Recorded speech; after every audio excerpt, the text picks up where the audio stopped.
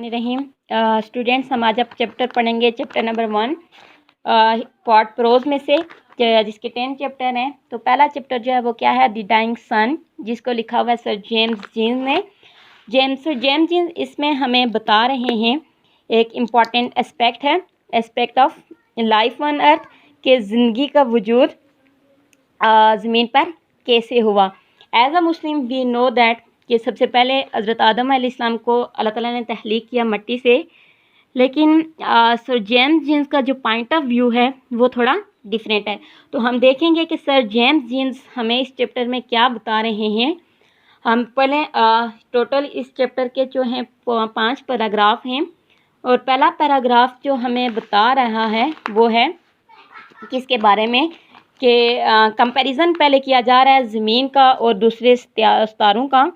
फिर हमें बताया जा रहा है किसके बारे में, एक एग्जांपल के ज़रिए हमें समझाया जा रहा है कि हम दुनिया में सितारों की कुल तादाद का अंदाज़ा कैसे लगाया जा सकते हैं। पहला है a few stars are known as are known which are hardly bigger than the earth, but most of them are so large that hundreds of thousands of earth could be packed inside each and leave room to spare। यानी बात हो रही है कि क्या है, few stars are known which are hardly bigger than Earth, यानी कुछ सितारे ऐसे जो जिनको हम जानते हैं जो क्या है ज़मीन से बड़े, बट वो most of them are so large that hundreds of thousands of earth could be packed. यानी कुछ के बारे में तो हमने अंदाज़ा लगाया है कि थोड़े से ही बड़े हैं, लेकिन कुछ इतने बड़े हैं that hundreds of thousands of अर्थ, यानी जिनके अंदर हज़ारों के हिसाब से ज़मीनें समाई जा सकती हैं। And leave room to spare, यानी अगर हम हज़ारों के हिसाब से हम ज़मीनों के बारे में बात करें कि उन सितारों के अंदर आ सकती हैं, और उसके बावजूद वहाँ पर भी खाली जगह बचती है। And the total number of stars in the universe is probably something like the total number of grains of sand and all the sea shores of the world। फिर बात हो रही है कि टोटल नंबर ऑफ स्टार्स, यानी total number of stars कैसे हैं, कितने, टोटल नंबर ऑफ स्टार। अगर राइटर कह रहा है कि अगर हम लें total number of grain of sand, अब हमको कह रहा है कि अगर हम क्या करें, रेत के ज़रात लें, यानी हमारे पास जितने भी सी शोर्स हैं ऑल ओवर द वर्ल्ड, यानी दुनिया में जितने भी हमारे पास सी शोर्स हैं और इनके किनारों पर यानी उनके साइल पर मौजूद जितने भी रेत के ज़रात हैं, अगर हम इन रेत के ज़रात को काउंट करें तो हमारे पास वो क्या है, total number of grain of sand, यानी टोटल नंबर ऑफ स्टार्स। ये हमारे पास क्या हो जाएंगे, टोटल नंबर ऑफ स्टार्स। यहाँ से हम अंदाज़ा लगा सकते हैं कि हमारी ज़मीन कितनी छोटी है। Such is the littleness of our earth in space when measured up against the total substance of the universe, यानी जब हम यूनिवर्स की हम पूरी इन सितारों की तादाद का अंदाज़ा लगाते हैं तो यहाँ से हमें क्या अंदाज़ा आता है कि हमारी ज़मीन दूसरे सितारों की निस्बत क्या है, बहुत छोटी है। These millions of stars wandering about in space are few from groups which journey in company, but most of them travel alone। यानी अब आगे यह है कि ये हम बात करते हैं कि ये क्या कर रहे हैं, ट्रैवल करते हैं, कि इसमें स्पेस में ये ट्रैवल करते हैं। फिर अब इनकी ट्रैवलिंग कैसे हो रही है, दो तरह से हो रही है। कुछ क्या करते हैं, ग्रुप की शक्ल में करते हैं, और कुछ क्या करते हैं, अलान यानी लॉनलीनेस में करते हैं। And they travel a universe so immense that is very very rare indeed for one star to come anywhere near to another। यानी जब हम ये कहते हैं कि उनके दरमियान क्या है, वो बिल्कुल कंप्लीट लॉन्लीनेस में अपना सफ़र तय करते हैं, तो इससे क्या हो रहा है, क्या हम अंदाज़ा लगा सकते हैं कि यानी बहुत रेयर चांस होता है कि एक स्टार सफ़र करते हुए दूसरे स्टार्स के करीब आए, यानी बहुत कम चांसेस हैं कि एक सितारा सफ़र करते हुए किसी दूसरे सितारे के पास आए। क्यों, क्योंकि उनके दरमियान क्या है, फासला बहुत ज़्यादा है। And they travel through a universe so immense that is very rare event indeed for one star to come near to another. For the most part each star makes it voyage in complete loneliness like a ship in empty ocean. यानी example कैसे दी जा रही है कि अगर एक हमारे पास ओशन है, उस ओशन में क्या है, एक एम्प्टी शिप है, यानी एक समुंदर में सिर्फ एक बहुत बड़ा समुद्र में सिर्फ एक क्या है, एक खाली दरी जहाज है। ऐसे ही एक एग्जांपल है कि खला है, खला में यानी डिस्टेंस इतना ज़्यादा है कि पूरे खला में दूर दूर तक हमें सिर्फ एक स्टार नज़र आता है। In a scale model in which the stars or ships, the average ship will be all over the million miles from its nearest neighbor. From this is easy to understand why a star seldom finds another anywhere near to it. यानी अगर हम एक नमूने के तौर पर किसी scale को ले लें या पैमाने को ले लें तो हम क्या कहते हैं कि स्टार्स क्या हैं, शिप्स हैं। स्टार्स क्या हैं, वो शिप हैं, और स्टार्स क्या हैं, शिप हैं। The average ship will over the million miles, यानी एक स्टार से दूसरे स्टार्स या एक शिप से दूसरे शिप के दरमियान कितना फासला है, मिलियंस माइल्स के हिसाब से क्या है, फासला है। इससे यानी हम अंदाज़ा लगा सकते हैं कि क्यों ये कम चांसेस हैं कि एक सितारा सफ़र करते हुए किसी दूसरे सितारे के पास आए।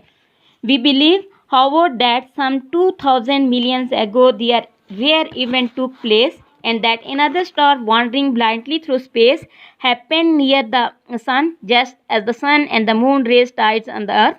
So this second star must have raised tides on the surface of the sun. यानी अब क्या कहते हैं, 200 years ago क्या हुआ, एक रेयर इवेंट हुआ। रेयर इवेंट क्या हुआ कि एक दूसरा सितारा, ठीक है, another star ट्रेवलिंग सफ़र करते हुए किसके पास आया, सूरज के पास आया।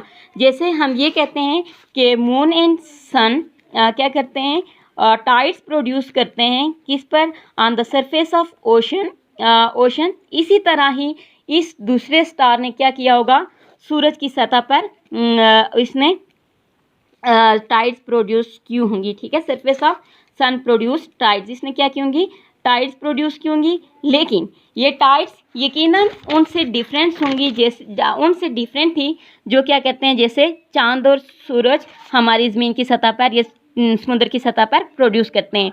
We must have travelled over the surface of the sun at last forming a mountain so high that we can hardly imagine it. यानी ये टाइड्स सफ़र करते हुए उन्होंने क्या किया होगा, सूरज की सतह पर एक माउंटेन बनाया होगा, और ये माउंटेन यानी उसकी पावर इतनी ज़्यादा थी कि इसने एक क्या कर लिया, एक सूरज की सतह पर पहाड़ बना लिया जिसका तस्वर करना भी हमारे लिए मुमकिन नहीं है। फिर जो ये स्टार क्या होता गया, नियरर टू द सन होता गया, तो ये क्या हो गया, इसने क्या बनाना शुरू कर दी, इसने ये पहाड़ क्या होता गया, रोज हायर एंड हायर, यानी ये पहाड़ सूरज की सतह पर बड़ा से बड़ा होता गया। And before the second star began to move away again, its tidal pull had become so powerful that this mountain was torn to pieces and threw off small parts of itself into space. यानी जब ये दूसरा सितारा सूरज से क्या होगा, दूर होता गया, मूव अवे, तो इसने क्या किया, यानी इसकी टाइडल पुल इतनी ज़्यादा स्ट्रांग थी या इसकी पावर इतनी ज़्यादा स्ट्रांग थी कि इसने क्या कर दिया, इस पहाड़ को टॉर्न कर दिया टुकड़ों में, माउंटेन इनटू पीसीज। इसने क्या कर दिया, इस पहाड़ को टुकड़ों में तकसीम कर दिया, और ये पार्ट्स, ये टुकड़े, ये पीसीज किसमें फैल गए, और ये पीसीज खला में स्प्रेड हो गए या खला में फैल गए, spread in space. These small pieces have been going round the sun even since they are planets great and small of which our earth is one. अब इन्होंने क्या कर दिया, इन्होंने सूरज के गिर्द क्या करना शुरू कर दिया, चक्कर लगाना शुरू कर दिया, और इनमें से कुछ छोटे हैं और कुछ बड़े हैं, हमारी ज़मीन भी इन्हीं में से एक है। The sun and the other stars we see in the sky all extreme hot for too hot for life to exist on them. So also no doubt were the pieces of the sun when they were first thrown off. Gradually they became cooler until now they have little heat of their own left. Their warmth coming almost entirely from the radiation which the sun pours down on them. Of course, on them in the course of time, one of these cooling pieces gave birth to life. हम यानी इस paragraph में हम पढ़ रहे हैं कि ज़मीन की इब्तिदा कैसी हुई। अब बात की थी हमने ऊपर की थी कि क्या था कि ये खला में फैल गए तो क्या हुआ, इन्होंने सूरज के गिर्द चक्कर लगाना शुरू कर दिए। अब ये इनमें से स्टार्स क्या हैं, कुछ बहुत ज़्यादा हॉट स्टार्स क्या हैं, कुछ बहुत ज़्यादा हॉट हैं कि इन पर ज़िंदगी का वजूद मुमकिन नहीं है, नो लाइफ ऑन देम। अब फिर हमने क्या किया कि ये क्या कि जब यानी पहली बार सूरज से फेंके गए तो इनके ये बहुत ज़्यादा गर्म थे, लेकिन वक्त के साथ साथ with the passage of time ये क्या होते गए, ठंडे हो गए, और ये इनमें से यानी एक इतना ठंडा हो गया कि उसने ज़िंदगी को जन्म दे दिया, यानी क्या शुरू किया, यहाँ से ज़िंदगी की इब्तिदा होना शुरू हो गई। फिर यानी इन सितारों की अब अपनी कोई रोशनी नहीं है, यह हमें वही रोशनी दिखाते हैं जो सूरज इन पर फेंकता है, ये सूरज की रेडिएशंस इन पर पड़ती हैं। We don't know how, when और व्हाई दिस हैपेंड, यानी इससे हम ये अंदाज़ा लगा सकते हैं कि हमें ये नहीं पता कि ये वाक़ा कब, कैसे और किस तरह हुआ। It started in simple organism, यानी यहाँ से हम क्या लगा सकते हैं कि लिविंग ऑर्गेनिज़म, यानी सबसे पहले सिंपल लिविंग ऑर्गेनिज़म से क्या हुआ, लिविंग ऑर्गेनिज़म से ज़िंदगी शुरू हुई। सबसे पहले किससे ज़िंदगी शुरू हुई, सिंपल लिविंग ऑर्गेनिज़म से, whose living power consist chiefly in their being able to reproduce themselves before dying, यानी जिसकी पावर सिर्फ इतनी थी कि ये मरने से पहले अपने जैसा एक और जानदार पैदा कर लेते। But from this humble beginnings came a stream of life which growing over more and more complex and has in the end produced beings whose lives are largely endowed their feelings and ambitions, their sense of beauty and the religions in which lie their highest hopes and noblest desire। लेकिन वक्त के साथ साथ ये क्या होती गई, complex होती गई, और इसकी फाइनल क्या है, शेप क्या है, ह्यूमन बीइंग की है।